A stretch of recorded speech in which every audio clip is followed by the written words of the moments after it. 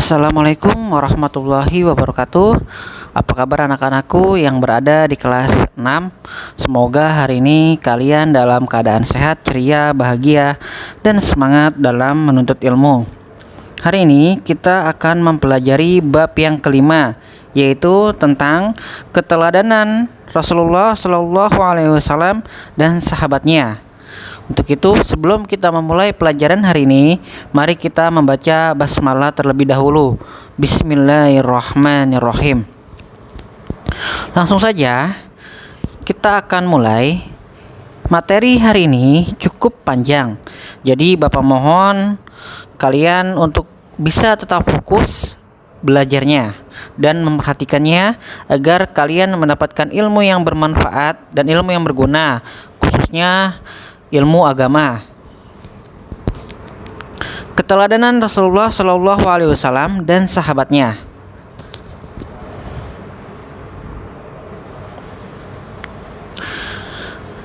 Amati gambar berikut. Anak-anak, dalam berperilaku contohlah akhlak Rasulullah SAW.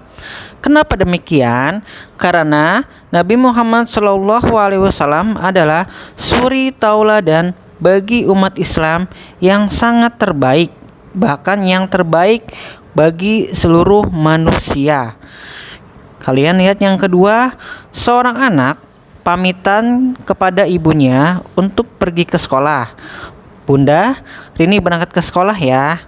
Jadi ketika ada orang tua di rumah, maka kita harus pamitan dengan cara mencium tangan ayah ibu kita. Selanjutnya, ketika kita bertemu dengan seseorang, teman, guru, saudara, maka ucapkanlah salam. Mengapa mengucapkan salam? Karena agar mendapatkan keberkahan dan keselamatan dari Allah Subhanahu wa Ta'ala. Ketika kita memberikan salam, sama saja kita memberikan doa kepada orang lain dan kepada diri kita sendiri. Gambar yang selanjutnya yaitu ketika kita ingin makan, minum, apapun itu, maka kita dianjurkan untuk membaca doa terlebih dahulu, minimal Bismillahirrahmanirrahim.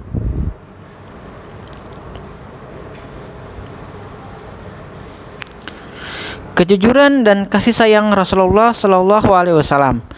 Nabi Muhammad SAW sebagai Nabi ke-25 atau Nabi terakhir. Nabi Muhammad SAW sejak kecil sudah menjadi yatim piatu. Oleh sebab itu, beliau sangat mencintai anak yatim dan menganjurkan umatnya untuk merawat, mendidik, dan mencintai anak yatim. Di samping itu, Nabi Muhammad SAW terkenal sangat jujur. Sikap jujur tersebut sudah diperlihatkan sebelum beliau diangkat menjadi Rasul.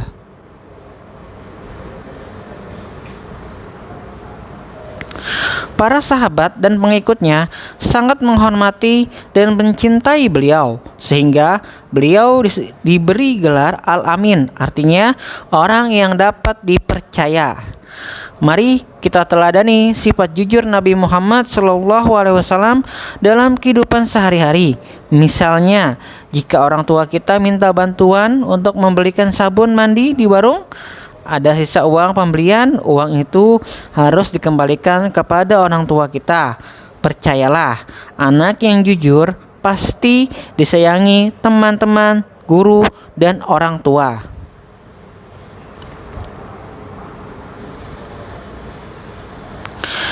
Kasih sayang Rasulullah SAW terhadap anak, keluarga, orang tua, dan masyarakat. Selain memiliki sifat jujur dalam berdagang dan bergaul, Rasulullah SAW sayang terhadap keluarga dan orang-orang di sekitarnya. Rasulullah SAW tidak pernah menyakiti hati orang lain. Hal itu dapat dibuktikan dalam hadis beliau yang artinya, barang siapa yang beriman kepada Allah Subhanahu wa Ta'ala dan hari akhir, maka hendaklah dia berkata baik atau diam. Hadis riwayat Bukhari dan Muslim. Kepedulian Rasulullah Shallallahu Alaihi Wasallam terhadap lingkungan. Kepedulian Rasulullah Shallallahu Alaihi Wasallam bukan hanya pada ibadah seperti sholat, tetapi beliau pun peduli terhadap lingkungan hidup. Hal itu tercermin pada perilaku beliau antara lain sebagai berikut. Pertama, Nabi Muhammad Shallallahu Alaihi Wasallam sangat hemat dalam mempergunakan air. Itu dibuktikan pada anjuran beliau agar tidak berlebihan dalam memakai air dalam berwudu.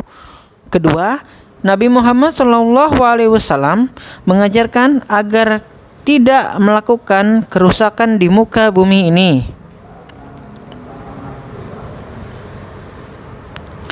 Nabi Muhammad SAW sebagai pembawa rahmat bagi alam semesta. Nabi Muhammad SAW diutus oleh Allah Subhanahu wa Ta'ala sebagai rahmatan lil alamin, atau sebagai pembawa kasih sayang bagi alam semesta ini.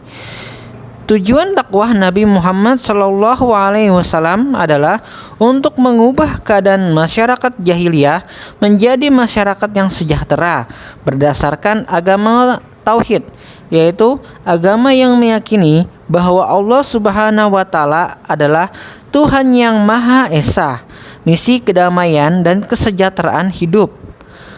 Sebagai umat Nabi Muhammad SAW, kita harus menjunjung tinggi ajaran beliau. Misalnya, kita menjaga lingkungan kita agar selalu bersih, karena kebersihan adalah sebagian dari iman. Kepemimpinan sahabat Rasulullah Shallallahu Alaihi Wasallam. Kepemimpinan Abu Bakar. Abu Bakar adalah khalifah pertama setelah Nabi Muhammad Shallallahu Alaihi Wasallam wafat. Beliau dilahirkan pada tahun 571 Masehi.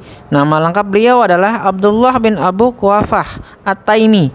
Gelar Abu Bakar diberikan oleh Nabi Muhammad SAW karena ia adalah paling cepat masuk Islam.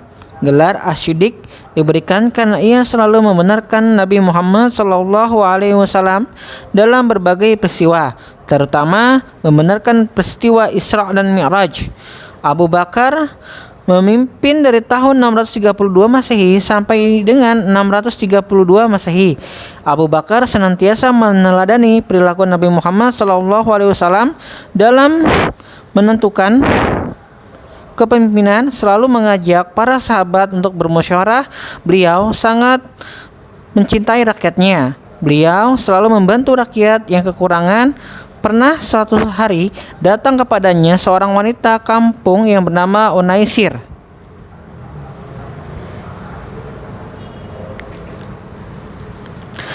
Abu Bakar, apakah engkau masih dapat menolong kami memerah susu kambing seperti sebelum engkau menjadi khalifah? Jawab Abu Bakar, insya Allah aku akan tetap bersedia menolong kamu.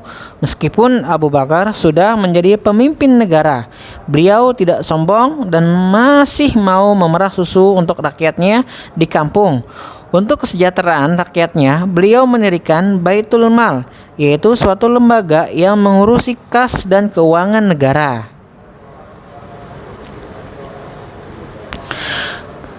Kedua, kepemimpinan Umar bin Khattab. Umar bin Khattab adalah khalifah kedua setelah Abu Bakar. Umar bin Khattab mempunyai nama lengkap Umar bin Khattab bin Abdul Uzza. Umar bin Khattab menjadi khalifah sejak tahun 634 Masehi sampai dengan 644 Masehi. Beliau seorang pemberani, jujur, adil, tegas, bijaksana, dan bertanggung jawab terhadap rakyatnya. Beliau juga seorang pemimpin yang hidup sederhana dan suka bermusyawarah. Pada masa pemerintahannya, Umar bin Khattab dikenal sebagai pribadi yang sederhana dan bertanggung jawab. Jasa Khalifah Umar bin Khattab yang sampai saat ini kita rasakan adalah penetapan kalender Hijriyah atau penetapan tanggal 1 Muharram sebagai tahun baru Hijriyah atau tahun baru Islam.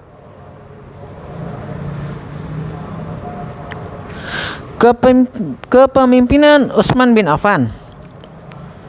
644 sampai dengan 656, beliau dikenal sebagai orang kaya dan dermawan. Bukti kedermawanan Utsman bin Affan yaitu pada masa pemerintahan Abu Bakar, beliau pernah memberikan gandum yang diangkut dengan 1000 unta untuk membantu kaum miskin yang menderita di musim-musim yang kering.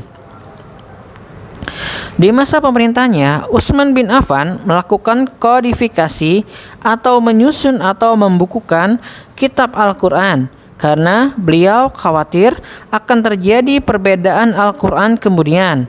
Beliau membentuk panitia penyusunan Al-Quran yang diketuai oleh Zaid bin Sabit dengan anggotanya Abdullah bin Zubair dan Abdul Rahman bin Haris.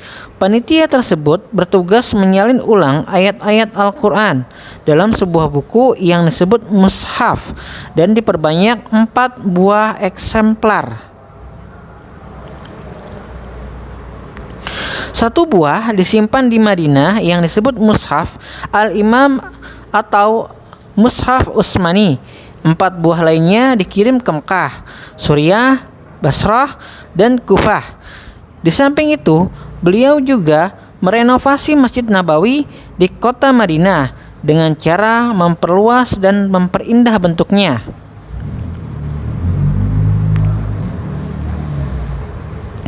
Kepemimpinan Ali bin Abi Thalib. Ali bin Abi Thalib adalah salah seorang khulafaur rasyidin yang terakhir. Ali merupakan anak dari paman Rasulullah Shallallahu Alaihi Wasallam yaitu Abu Thalib yang selalu membela dakwah Nabi Muhammad Shallallahu Alaihi Wasallam. Ali bin Abi Thalib adalah seorang pemberani. Hal itu sudah dibuktikan Ali bin Abi Thalib ketika harus menggantikan tidur Rasulullah Shallallahu Alaihi Wasallam. Padahal di luar rumah pemuda Quraisy ingin menyakiti Rasulullah Shallallahu Alaihi Wasallam yang akan pergi hijrah. Masa pemerintahan Ali kurang lebih selama 5 tahun 656 Masehi sampai dengan 661 Masehi. Selain pemberani, Ali bin Abi Thalib juga seorang pemimpin yang peduli terhadap pendidikan. Sebagai contoh, beliau mendirikan beberapa tempat untuk belajar anak-anak.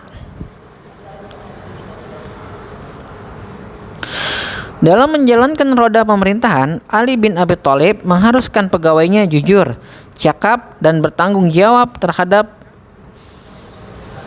memajukan ilmu bidang bahasa serta mengembangkan bidang pembangunan, terutama di kota Kufah sebagai pusat ilmu tafsir, ilmu hadis, ilmu nahwu, dan ilmu pengetahuan lainnya. Sikap kebiasaan. Aku harus meneladani perilaku baik para sahabat Rasulullah Shallallahu Alaihi Wasallam. Kesimpulan, nanti kesimpulan ini dari Nabi Muhammad Shallallahu Alaihi Wasallam sampai sahabat beliau yang termasuk 4 khulafaur rasyidun. Silakan kalian baca dan silakan kalian perhatikan dengan sebaik-baiknya. Langsung saja terakhir, ini adalah soal 1 sampai 7 yang harus kalian kerjakan. Silakan kalian mengerjakan di buku tulis agamanya seperti biasa, soalnya ditulis, dan jika sudah selesai langsung kirim ke classroom ya. Mungkin pertemuan kita sampai di sini dulu. Kurang lebih Bapak mohon maaf apabila ada kekurangan ataupun kesalahan. Billahi taufik wal hidayah. Wassalamualaikum warahmatullahi wabarakatuh.